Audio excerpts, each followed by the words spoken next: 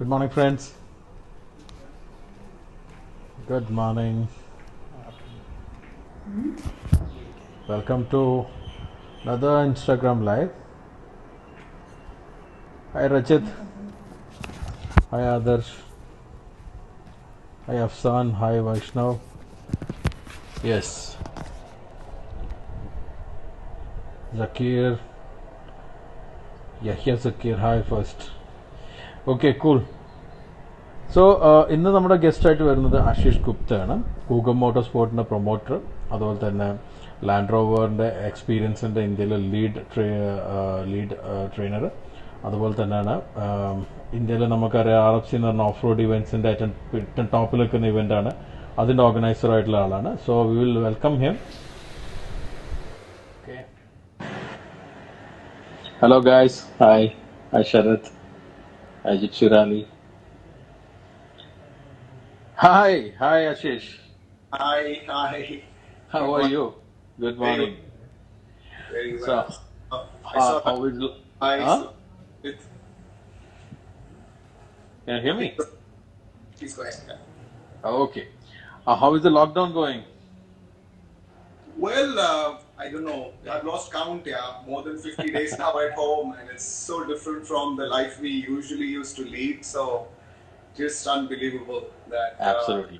this is happening to us. Yeah. Yeah. So you've been a guy who always are on track and doing all this fun stuff.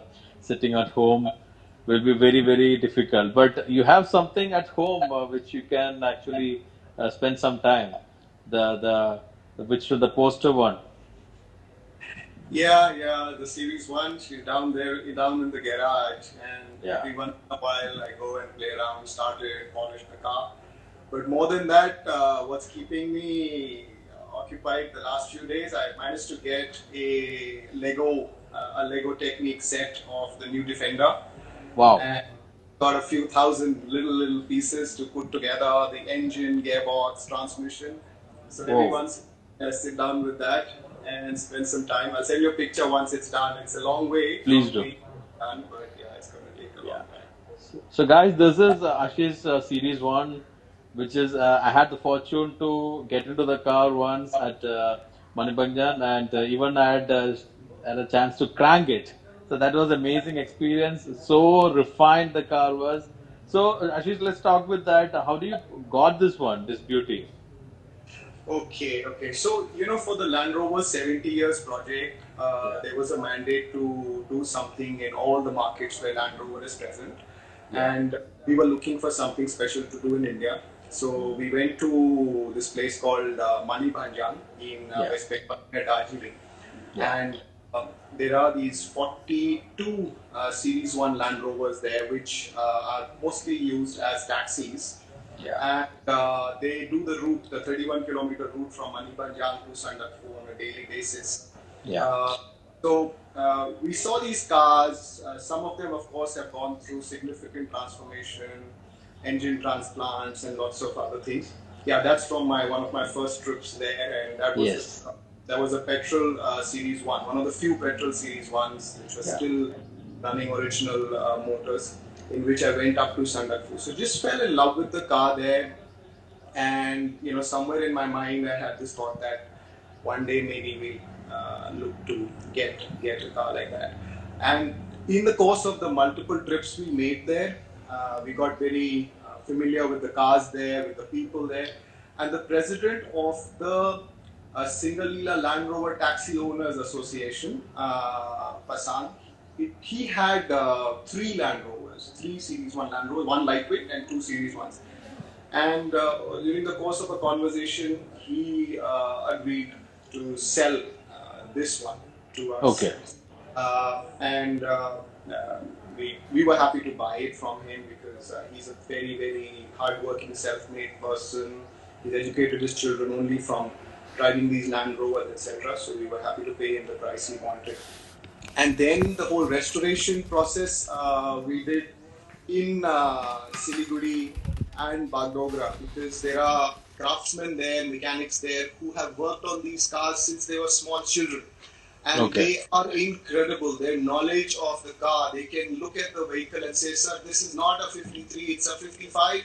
And in the 55, the parking lights did not have twin filament bulbs. It was only there's no indicators. The indicators came from 57, and Oh, the third auto. So they know these cars inside out, and so wow. through their knowledge, we managed to put it together. So it took a lot of restoration. It was running a Mahindra master cylinder, an ambassador carburetor, and so many other things, which we slowly got back and put it into original condition. So that was the story. This is 2 years ago, and her name is Jolene.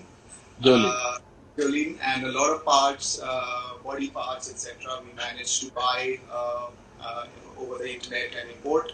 Mechanical parts, there is a fairly good ecosystem in Siliguri and Manibanja where you can buy not new but cannibalized parts from the old vehicles, etc. So yeah, so now she's home and she Okay, just how got long it took for your restoration? uh, well, the other day I was talking to Alan, and he was telling me it takes him 5 to 6 months, but the kind of restoration he does is of a totally different level. Yeah. The restoration we did, we had to get the car ready for the Land Rover 70 years celebration. Yeah, So we finished from start to end in 2.5 months. 2.5 months. Yeah. Oh, that's amazing. That's quite the time. And this photo of you driving it, what was that event? And I saw you with the trophy also after that. So, so we having this car, I mean, the only thing you can do is start it once in a while, and the National Green Tribunal rules in Delhi allow you to keep a classic and vintage car, but you can only drive it in a exhibition or a vintage car rally. Yeah. So we participated and gave an entry for the Statesman Vintage Car Rally, which happens in Delhi every year. Okay. They didn't even have a category for Land Rover. And then we explained, and under Rover Car Company, they had a category, so we entered. And I think it was so unique, it was so well received. Everybody just walked up to the car, took pictures with it, and we did the whole drive with the group. So at the end of it, we were shocked and surprised when they announced a prize saying the most outstanding entry post-war category. Wow. And we had no idea that we were going to win something. So we won that trophy, and more than the trophy, that outing that day was incredible. Driving the car, we took the top down. So it's got a hard top, and that goes off, with just 6 nut bolts you open, and the whole hard top comes off. So it was topless that day, and we drove her around Delhi, and it was quite a memorable day. And we tried to sort of rise to the occasion. You can see my flat cap and my Yeah, that was great. that's the Cool. whole fun I've of seen having. only on your off-road suits mostly, and not seen you on this kind of suits. Great. So another picture which I think most of our audience will be interested will be this one. You with the new Defender. So a Yep. lot of them have been asking about the Defender. We were not able to drive. We were supposed to drive in April in the UK. You know that. So all things turn around. You one personal experience. Only I think you and Normas is the one to experience in India right now. How was the experience and how do you find the car? Well, it's an incredible vehicle. It's got a huge legacy to fill, and I think they've done an outstanding job. I can guarantee anyone who drives it will fall in love with it. In terms of capability, durability, also a few sort of reflections of the earlier Defender in the design philosophy, the rear open Yeah. tailgate, the rear-mounted spare wheel, chamfer-proof, etc. So it's everything that you want, and there are lots of options to customize the vehicle. There are 4 engine options, so it's awesome. I think it's just that people are still comparing it with the basic Defender or the series vehicles which used to come before, which are obviously for a very different market, very different purpose, and that's quite unfair. So, in keeping with the modern times, it's like smartphones, right? All of us want smartphones. We don't want to use analog phones. It's something that I would love to own. It's just that the price tag is steep because of all the features and technology that they're giving. Yeah. So hopefully one day we'll see. Okay, cool. So let me go back to the past. I can share you this picture of you rallying. So let's. I think you started off with running, I guess.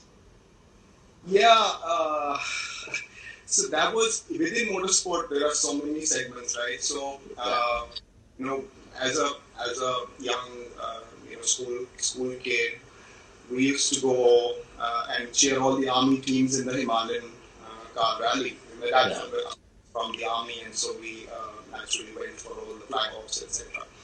And somehow that passion built up that I'm going to rally one day, and clearly it wasn't going to happen with my parents' money. So you spent a lot of time working, saving money, finishing a shift. Finally, did manage to put some money aside to rally. Very late, but yeah, managed. So I started off with rallying, got myself a gypsy, built it, and then three seasons, 4 years, 2016 to 2019.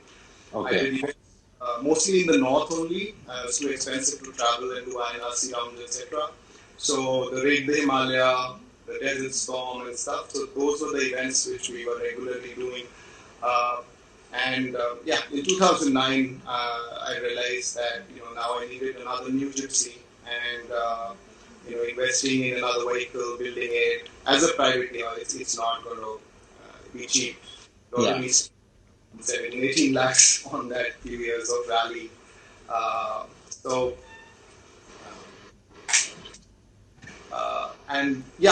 had a lot of fun, learned a lot. I wish I could have started earlier, because when you're older, your reflexes, your eyesight, your risk appetite, everything is lower. But yeah, I had a lot of fun. That's a picture from the 2007 Great Day Himalaya, one of the Spiti, the Rosar Grand Prix stages at Spiti. Yeah. Cool. So I'll share another picture of you with the rainforest team. So how did you manage to bring the rainforest challenge to India? It was the biggest and one of the most sought after off-road event for all the off-roader lovers. You know that. I was not into off-roading in the sense that my core passion was rallying, and the off-roading I used to do was all through all the events we used to do for automobile manufacturers. So all the Land Rover experiences. We did a lot of Tata Motors events in 2012, 18 off-road events around India. So that was my off-road interest. But I still wanted to see. I wanted to see all the great motorsport events in the world. So I have still a long bucket list, and I want to go and see Dakar one day. And Rainforest Challenge was one of those events. So I ended up in Malaysia in 2013 as an official with Louis, and spent a week in the jungles, camping, watching the event, seeing how mad it was, and I'd never seen anything like that. And one night, sitting in the campsite with Louis, I just happened to ask him that, you started chapters in China, in Thailand, in Italy, in Sri Lanka. Why have you not started in India? And, Louis is an incredible, businessman, and he turned it around and said, would you like to do it? And I said, no, I'm not, into this kind of stuff. And I came back. But he persisted, and he sent me an email, followed it up, etc. And we said, okay, let's give it a shot. Not because we didn't like it, we loved it, but we weren't convinced if there was a market for it in India. It seemed too extreme, too advanced, and everybody was cynical, saying, no way, we can't build vehicles like that. We can't compete in that kind of off-roading. Where are we going to get the parts? So we didn't know if we're going to get entries, whether we're going to get sponsors, whether the event will ever happen, will the government ever approve it. But we took it on. So February of 2014, I think we announced it. And then in August of 2014, the first edition was held. Now 6 years it's been going, and I'm glad people like it, and we love it. Now we started seeing some incredible off-road machines being modded here, and that is because of Rainforest Challenge. Because the kind of modification we do also, like we have a team, and the guys go day in out making this car ready for RFC, and make it as a big challenge for them itself. Well, nothing to do with us, but it's just a big brand, and because of the start of 25 years that Malaysia has had, they've moved a long way in off-roading, and thankfully we managed to leapfrog and catch up quite a bit. And it's amusing. Many times we see a vehicle for sale on 4x4 area or some platform, and it says RFC spec vehicle for sale. That vehicles never come for RFC. It's never competed for RFC, but it's RFC spec vehicle. So it's great, and people like Jasmeer and Sumi here, and in different people down south, they've done just an incredible job. Because when we used to rally, can you imagine? We couldn't even manage to get a coil sprung suspension done on a gypsy. We used to rally these springs. Yeah. And today we see all these vehicles, suspensions completely transformed. I mean, I wish these things were available, when we used to. Fine, I'll take another picture of you. This one, your Land Rover's lead book. What is it? It's called what do you call this one? A passport. Passport. Yeah, Instructor passport. So you are the lead instructor for Land Rover India, right? Yes. So how did that happen, and what was the story behind it? Yes. Okay, so Land Rover Experience is like a department, a global department within Land Rover, and they are headquartered out of UK, and they are responsible for running experiential events all over the world, and putting down the guidelines, the training, how the event should happen, and stuff like that. So Land Rover Experience is a global program, and when Land Rover wanted to start experiences in India, we met them, and they decided to run these events with us. As a prerequisite for doing a Land Rover event, the team which does the event has to be qualified as a Land Rover instructor. Okay. So they sent a lead instructor down who trained us here in India, and we started doing events. And over a period of time, I think 3 years, from 2013 to 2015, I went through various assessments and levels. So it's called the instructor journey. So there is 4 steps. There is when you join, and you get you pass your tests in various assessments. You become a level 1 instructor, and then you work as a level 1 for some time, and then you can be tested for a level 2 instructor. So there are some additional tests like recovery and reaching, etc., which get added. After that, you can work and again put up your candidature for assessment as a senior instructor. Senior instructor, apart from all the other things, also gets involved in event planning. And then the final step, if you want to be assessed and reach that, is lead instructor. So in 2016 is where I was sent to at least to be assessed as a lead instructor. And it was almost a 2-week assessment process where they see you delivering an experience. There's a lot of role play. There's a lot of assessments on recovery, different types of recovery, level 1, level 2, and winching, and event planning, risk assessments, and stuff like that. And so as a lead, the main difference is that it's not as if I'm in any way different in terms of driving skill compared to a level 1. It's not much. The lead essentially is responsible for running an event. So the entire responsibility for an event, its safety, delivery, guest experience is with the lead. The other thing a lead can do is certify a level 1, level 2, or a senior instructor. So I can certify a level 1, 2, and senior. And, like this? Yes. And you hand over the instructor passport. So it's a document every instructor has, and their entire journey, all their trainings, assessments, reassessments are all recorded in this. And every such qualification is recorded in this. So if I was to be called, let's say, to deliver an event in the Middle East, all they need to see is my passport, and they'll know what all training and qualifications I've gone through, and I can fit in and deliver an event there. So, I had the privilege, I think is the word, to be, to become a part of Land Rover Experience India, and then to be, sort of put up for lead.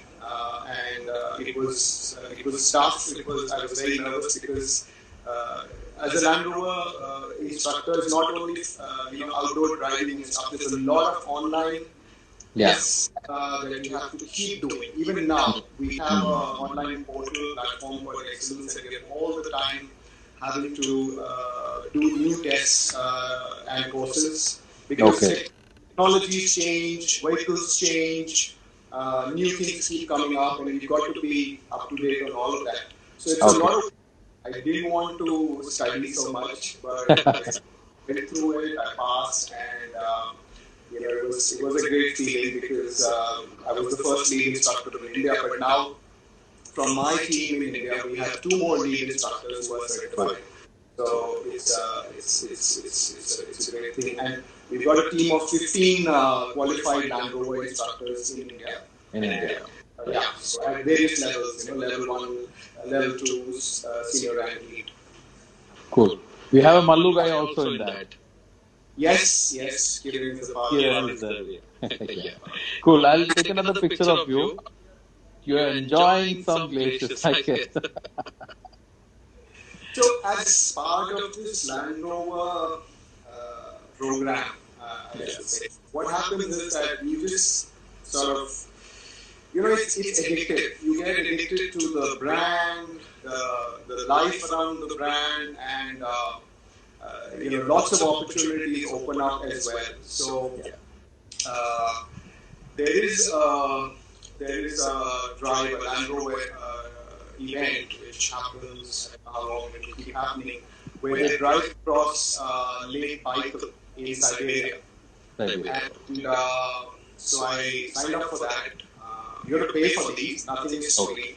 But so I went there, and it was one of the most memorable drives of my life. So for 6 days, we drove across the lake, which freezes, and this was in March. The temperature was around minus 27 degrees. And the lake freezes. It can take about 3 tons of load, so you can drive up to 3 tons. Not in all parts of it. Certain parts are more can break easily. So we drove, and every night we would stop at one of the hotels, which would be otherwise an island.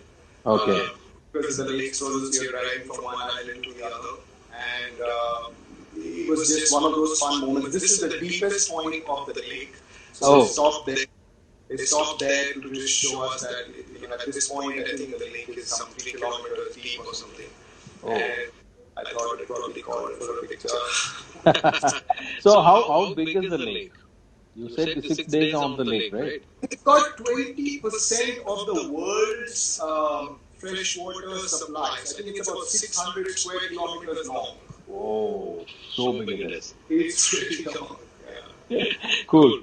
So I'll take one final picture. Not final picture, one more picture. This experience.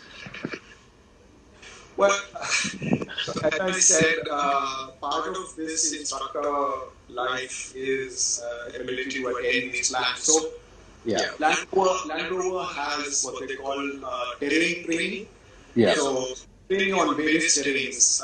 So, the 4 modes typically in the terrain response system in the Land Rover would be mud and ruts, grass, gravel, snow, rock crawl, and sand. So, they give you an opportunity to train on all those terrains. Now, in India, we don't have all those terrains. We do, but it's difficult to drive there. So, for rock crawl, you get to go to Moab in the US, which is the rock crawl capital of the world.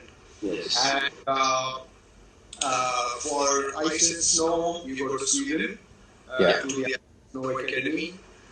For mud and ruts, you go to Isna in UK, and for sand, you go to Dubai.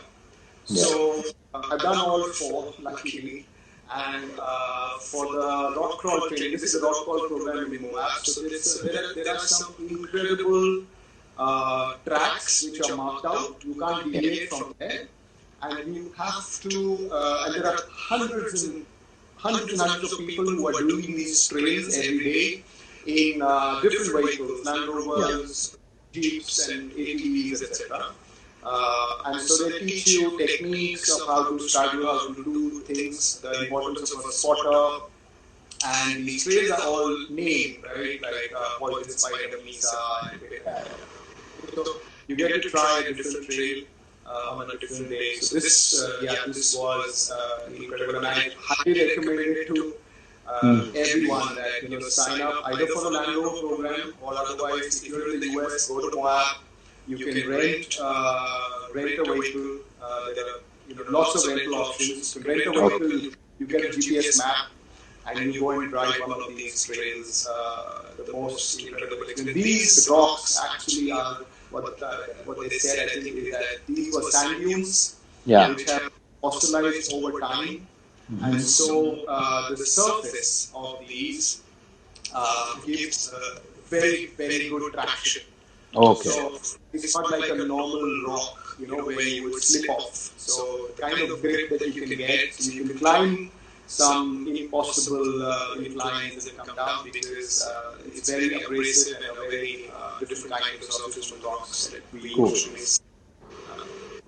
So out of all the terrains you did the slash, you did the snow, rock, desert, which one would be your favorite or most challenging?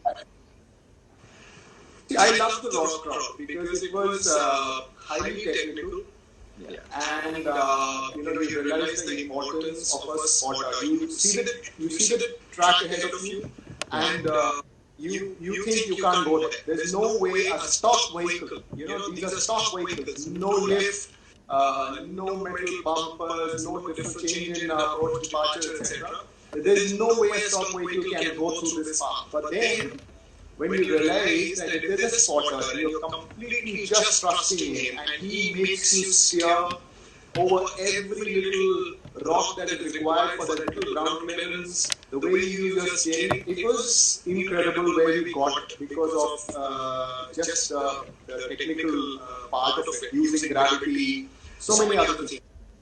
So this was nice. Sand riding, and I'm sure you know that best, is a completely different cup of tea. Very interesting, very exciting. But then it's forgiving as well. I mean, you can get stuck, but it's not as if you can roll down. And well, you can in a different way for being really crazy. But sand is okay. I mean, I wasn't very excited about sand. The second, mud and ruts is very common. Everybody who does off-roading is doing mud and ruts. But ice and snow also, the Sweden Ice and Snow program. That's again in other block, there are these lakes which freeze in the winters. All the car companies come and do their testing there, and they're testing ABS and they're testing various things. So what they have done is that on the lake, on the frozen lake, they had created various tracks which were designed in the same way as some of the best circuits in the world. And you could ride them, and you're completely out of control, you're drifting all over. You're trying to understand how two-wheel drive car drift versus all-wheel drive stuff. So very interesting, but it's very forgiving again. There's nothing to hit. You can be just drifting and sliding all over the place. But so I think rock crawl number one. Number two would be ice and snow. Sand 3 and mud and ruts 4. Cool. So I also had an experience with the ice training with AMG, which is in Austria, Salzburg. So what you said, we are out of control. We don't have any control on the brakes. Just throttle and your steering control. So just they were teaching us how to control it and how to drift it. So they had actually made a rally path at one stage where we were actually pushing the car and understanding how we can control. Then there was this drift course where like out of control things. But again, the best part is that you won't hit anything. You will just hit the snow. So that's it. Yeah, you won't make much damages. I mean, I don't know if it happened to you, but there was a time when I was really low, really upset because I realized I just can't do it because everything I was trying, I was not being able to take the car where I wanted to. I was not being able to drift. And that's when, the instructor with me, who's a French guy, Land Rover instructor, Bruno, he said, I've been doing this for 18 years, Ashish. All right. So, and you just got into this car today. So don't be disappointed. True. So for me also, similar thing happened. I shared this when I was having the interview with Aditya Patel. So we had this trainer called Rainy Reynolds, who is the chief instructor for AMG. Thankfully, I had an opportunity to be trained under him a couple of times. So he was there in this drive also, so this ice drive. So he was doing the drifting, teaching us with one hand on our walkie-talkie, and I was trying out, not getting, and he made me sure that he was pushing me to do it. He said, "Don't get disappointed. This is the first time you're doing, but you can do it." By the time evening, I got to get the trick, and we were doing the drifting, the rounds. That was fine. As I said, they make us confident to do it. Cool. So final picture I'll take is this one. So two of your babies. Okay. So this guy is now in Kerala, I guess. Yeah, I don't know if they just sort of revise the rules, which everybody says, but I don't think that's going to happen. So this was, I think, I still believe one of India's finest defenders. Yeah.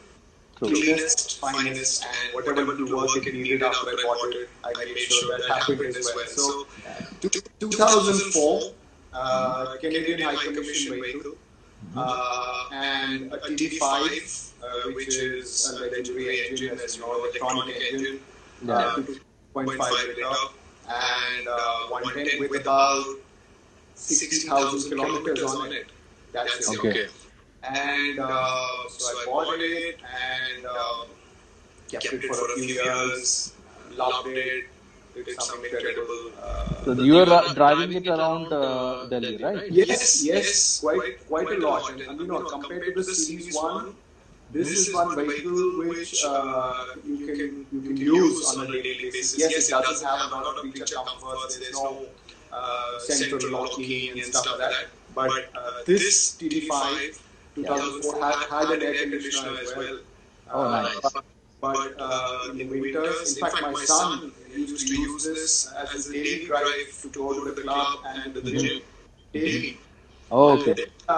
Then these NGT rules came in, and more than 10-year-old diesels and 15-year-old petrols were to be scrapped. Yeah. And we thought we'll still keep it. Who will know, right? So every time we would drive the vehicle out, the cops, they're very smart. So they'll walk up to you at a traffic light and just ask you casually for your pollution certificate. And you show them the pollution certificate, they know the age of the vehicle. Yeah. And that's it. They want you to pull over, and there's a whole discussion about scrapping, and you know how it goes. So that wasn't nice. I'm not comfortable with that whole situation that you can be pulled over any time. So I knew that I'm not moving out of Delhi. I don't have a nice farmhouse somewhere where I can move this vehicle. What do I do? So I started, looking for a buyer who would keep it well. Yeah. And luckily, through Land Rover and the Land Rover dealer principal in Bangalore and in Kerala, they approached me and said they'd like to buy the vehicle. Yeah. They'd like to buy the vehicle to gift it as a 50th birthday gift to a friend of theirs who is a Land Rover nut. He's very passionate about Land Rovers. So I said, that can't be anything better than this. So then we let the vehicle go. And as a last drive, my son and I, we drove the vehicle down from Delhi to Bangalore to give delivery. Oh. We drove non-stop, 33 hours. We took, alternating driving, just stopping for a meal. We didn't sleep. and we drove. And what a ride it was! It was the drive of our life. And this TD5 engine is like a locomotive. It just goes. And we took it to Bangalore, got it washed, and gave the keys, and came back. It is in Kerala. One of It your is in Kerala, yeah. So somebody asked, yeah, it is in Kerala. Anyway, the car is still in Kerala, and I know the person who now drive it. I mean, the gifted guy. I talked to him even in the lockdown time. I told him like next time when I'm in Cochin, I'll be taking a ride. He said anytime. He's a So wonderful person, and yeah, when we went down to Cochin about a couple of months ago for doing a Land Rover experience, yeah. he came to know that I'm coming because he was invited for the Land Rover experience by the dealer. Okay. So when we landed, he was at the airport, and he was at the airport in his Range Rover, and his driver was with the Defender. Okay. And he gave the key to me and said, "While you're in Kerala, you're going to be driving your own car." So good. So I had the car for 3-4 days, and we took it like a plantation, and we did incredible stuff. I miss it a lot. I miss that car a lot. In fact, at this point of time, last couple of weeks, I see so many posts on Facebook from various Land Rover groups around the world about their Defender, and I miss this one so much. So we should bring some amendment in this rule, right? At least for some kind of vehicles of like this. Even I have this G with me, which is an 1989 model. Yeah. And when I'm just worried about the rule coming to Kerala, thankfully so far now the rule has not come. So I'm keeping it. Even then, if the rule comes also, I will be keeping the car. I won't be selling it. But again, I won't be able to take it around like this. I know. It's I mean, there's no point in just being upset. I think the reason why this rule is there is because we brought it on ourselves. We don't really follow the rules. And if they brought an annual fitness certificate to India, where irrespective of the age of a car, as long as it passes the annual, like the MOT, and you get a fitness certificate, you can keep it. But they know that people will violate, people will use that whole fitness program, they will infiltrate the system. There will be these fitness certificates will be not even, they'll be exactly like the pollution certificates, right? People have to fix the system there as well, and you can get a pollution certificate for a highly polluting car as well.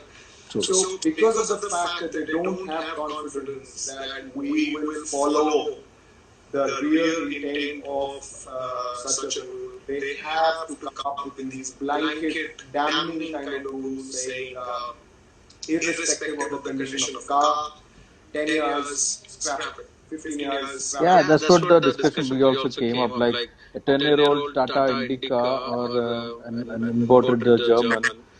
See, even if it's a 20-year-old old European car, won't make enough pollution as a Indica did. So, but again, who to tell? Our people only made this authority to work such a rule. Anyway, let's hope for the best. Cool. So, Ashish, of all the off-road vehicles you have ever driven, what is your favorite one? Second favorite non-Land Rover one? No, so I had a Pajero Hani for a long time, 11 years. Okay. But it was a 2.8 GLX. Okay. And that was quite an incredible vehicle. Very good build quality. Always brought me home. I did a lot of long drives and a lot of stuff all over Rajasthan. And the recce's for a lot of events. Even the raid recce I used to do in that. So yeah, fond memories of that. Yeah, but the technology's time for that is gone. Newer things have come in. So like that quite a lot. But to be honest, most of my experience in off-road, extreme off-road, it's been Land Rovers. So I'm quite biased or blessed, I should say. And I think just the gearing ratio and a couple of other things that they do just make them so incredible. So we took the series one, the picture that you had of the series one and the defender standing together. That was from the off-road adventure zone in Delhi. So we took both the cars there. And, Oh yeah, off-road adventure. In Gurgaon area, right? Yes. And everything the defender did, the series one did. All those obstacles which are there at the off-road adventure zone, both of them did it, and that is a 2.5 TD5 engine, diesel engine, and this is a 2-liter carbureted petrol engine. But the torque was incredible in both, and with low range, we could do everything. So I don't want to sound very biased, but I just love what Land Rover does. The Discovery is one of my real favorite vehicles. The one before the all-new Discovery, the Discovery 4. The shape of that, I used to just love. Boxy. Yeah, the boxy shape. I still love. Unfortunately, and you know this better than all of us, all automobile companies around the world, for various efficiency issues, etc., all moving to these rounded shapes. But I'm glad the defenders come back with some kind of boxy shape in it, some kind. And let's set my eyes on that. Cool. So all the best for that. Hope you have the fortune to be owning the new Defender as well, because from the Series 1 to the Defender and the new Defender will be an incredible possession. So I wish you and pray for having that opportunity for you. Anyways, Ashish, thank you so much. I know that we don't have to thank formally, but again, on this ground, thank you so much for being in the live and sharing a lot of information about various things from the rallying to RFC to Land Rover experience. Amazing it was. Thank you so much, Hani, and anyone who did sort of tune in to listen has questions which did not get answered. They can send those questions to us at our Google Motorsport handle. I'd love to answer them. You know how to reach me. My numbers are also with you, so yeah, get them as well. Thank you so much for having me. I hope we gave some entertainment to people. Of course it was. Of course it was. And those people who stick on to these kind of interactions are mostly the proper off-road lovers. So they will be definitely listening. I know like nowadays the problem is this time, some people like most of my audience are youngsters. They started their online classes. They will be watching it in the evening. But I used to get the feedback, so I know that they're watching it. So we'll get more feedbacks later in the day. I'll share it with you definitely. Thank you. I knew that you're one of the few people who I know who share that passion for Land Rovers. So I knew this would go the Land Rover way. But thank you so much. Pleasure, man. Thank you. Good day. Stay. Bye.